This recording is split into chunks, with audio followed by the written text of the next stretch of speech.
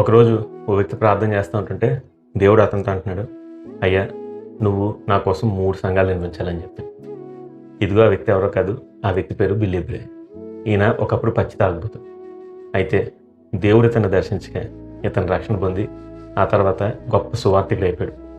ఇతను ఎలా సువార్త చేసేవాడు అంటే రోజుకు 12 గంటలు మైండ్లో పనిచేసి ఆ పని అయిపోగానే తన చేతిలో బైబిల్ పట్టుకుని ఊరూరా తిరుగుతూ దేవుని గురించి అందరికీ నాట్యం ఆడతా గంతులేస్తా చెప్పేవాడు. ఈయనలో ఆనందాన్ని చూసి అనేకులు దేవుని రక్షణ పొందుకున్నారు. ఈయన ఇంట్లో 7 పిల్లలు ఉన్నారు, భార్య. వీళ్ళందరినీ పోషించడానికి 12 గంటల పని, ఓ పక్కన ఎన్నో దూరాలు ప్రయాణం చేసి సువార్త చేయడం, ఇలా రోజులో సమయం ఉండేది కాదు.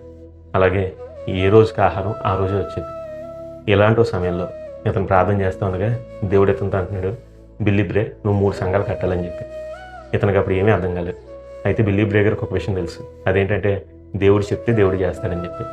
ఆయన అదే నమ్మకంతో అడుగులు ముందుకు వేయగానే దేవుడు అద్భుతంగా ద్వారాలు తెచ్చాడు. ఇదిగో ఈ జీవితంలో దేవుడు సంఘాలు నిర్మించేటప్పుడు చేసిన ఒక చిన్న అద్భుతం గురించి చెప్తాను. ఈయన ఒకసారి దేవుడు ప్రేరేపించగా బ్రెయింట్ అనే ఒక వ్యక్తి దగ్గరికి సెయింట్ యూస్ అనే ప్రాంతానికి వెళ్ళారు. అక్కడికి వెళ్ళగానే ఆ బ్రెయింట్ గారితో, అయ్యా దేవుడు నన్ను 3 మందిలో కట్టమన్నాడు, ఇదిగో దాని గురించి నీతో చెప్పమన్నాడు అనగానే ఆయన చాలా ఆనందపడుతూ, అయ్యా నేను నిజంగా దేవుని పనిలో పాల్గొనాలనుకుంటున్నాను, అలాగే మీరు చెప్పిన ఈ మాటను బట్టి నేను చాలా ఆనందపడుతున్నాను, నాకు మీకు సాయం చేయాలని చాలా ఆశ ఉంది.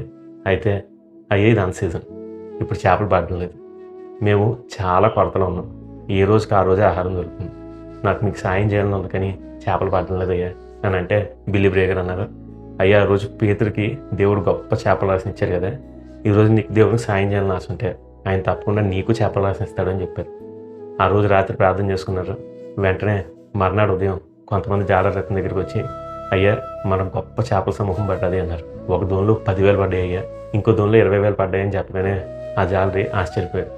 బ్రెయింట్ గారు వెంటనే బిల్లీ బ్రే గారు తిరిగి, చూసావు బిల్లీ బ్రే, మనం ప్రార్థన చేస్తే దేవుడు విన్నాడని చెప్పి ఇంకా గబగబా దోణిల దగ్గరికి వెళ్ళి బిల్లీ బ్రే గారితో అన్నారు, బిల్లీ బ్రే ఇది ఇప్పుడు నీకు గొప్ప చేపలు రాసిన దేవుడు ఇచ్చాడు కదా, అయితే ఓ దోణి తీసుకురా అని చెప్పి ఓ దోణి తీసుకొచ్చి ఆ దోణిలో చేపలన్నీ వేసి, ఇది ఈ దోణిలో చేపలన్నీ అమ్మితే ఎంత డబ్బు వస్తుందో అదంతా నీకే అన్నాడు.